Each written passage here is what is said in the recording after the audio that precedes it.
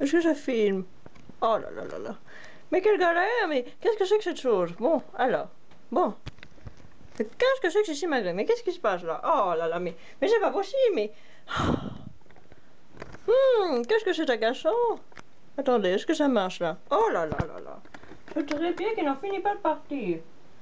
On peut pas m'aider. Quelle ingrate.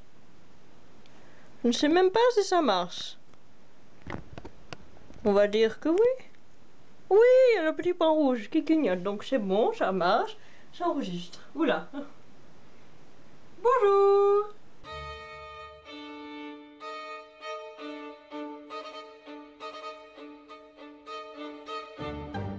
Aujourd'hui, je vais vous expliquer comment fonctionnent les familles royales.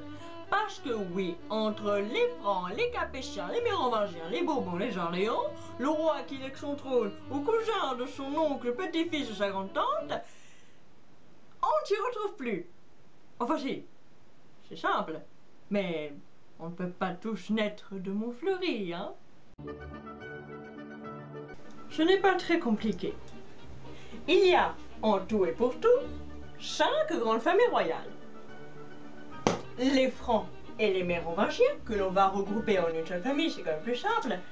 Les Carolingiens, les Capétiens, les Valois et les Bourbons, les plus connus. Bon, après, il y a d'autres familles comme les Orléans, mais on va pas trop vous bousculer, hein. Ce sont des titres, tout simplement. Quoi? Ça ne vous suffit pas? Bon. Par exemple, les Francs, ils descendent de Clovis. Voilà. Les Mérovingiens, ils descendent de Mérové. Voilà. Les Carolingiens, ils descendent de Charlemagne. Voilà. Et je ne veux aucun commentaire sur mes dessins. Les Capétiens, ils descendent de Hugues Capet. Voilà. Les Valois, Charles de Valois. Voilà. Les Bourbons, Louis Ier de Bourbon. Voilà. Et les Orléans, Philippe d'Orléans. C'est comme si moi j'étais devenue reine et mes descendants étaient la famille des Montfleury. Voilà. Un jour cela arrivera. Bon, par exemple, Philippe le Bel est le dernier des Capétiens. Pourquoi l'un des derniers? Parce qu'il a eu 3 fils. 3 fils qui se sont battus pour le trône et ça s'est très mal fini. Mais, ceux-ci, ils n'ont eu aucune descendance. Non, rien du tout, nada, pas de fils, pas de fille, rien du tout, c'est la merde. Il faut aller chercher le frère de Philippe le Bel, qui n'a jamais régné. Il a eu un fils,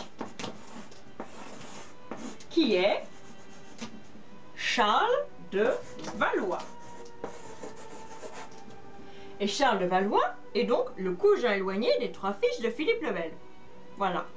Et donc, il a régné, et donc, comme chez Charles de Valois, qui est un titre qu'a eu le frère de Philippe le Bel, il est devenu roi, et il y a eu la famille des Valois.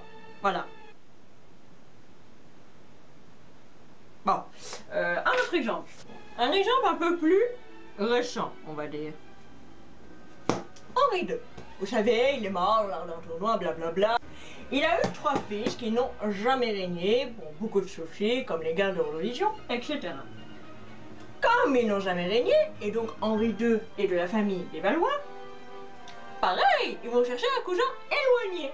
Donc, le cousin éloigné était Henri IV. Henri IV de Bourbon et de Navarre. Et Henri IV était un descendant du frère du père de Philippe le Bel.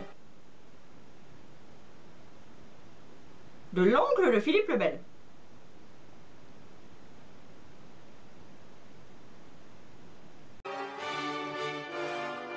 C'est le cas pour les Bourbons, les Valois et les Orléans.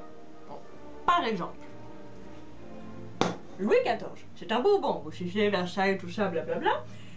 Mais son frère, parce que oui, il a eu un frère qui s'appelle Philippe. Et le pauvre Philippe, il est triste parce qu'il ne peut pas régner. Eh bien oui, quand on a deux fils, il n'y en a qu'un seul qui peut régner, hein, sinon c'est pas le jeu du roi. Hein.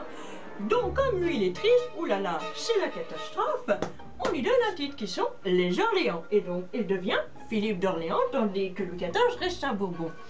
Et ce qui s'est passé, c'est qu'aujourd'hui, la famille d'Orléans règne toujours, puisque Louis XIV a légué le titre des Bourbons en Espagne. Je ne vais pas m'étendre sur le sujet. Et finalement, aujourd'hui, nous avons la famille des Orléans, les seuls restants en France, puisqu'ils ont aussi descendu de Louis-Philippe, etc. Voilà. Oui,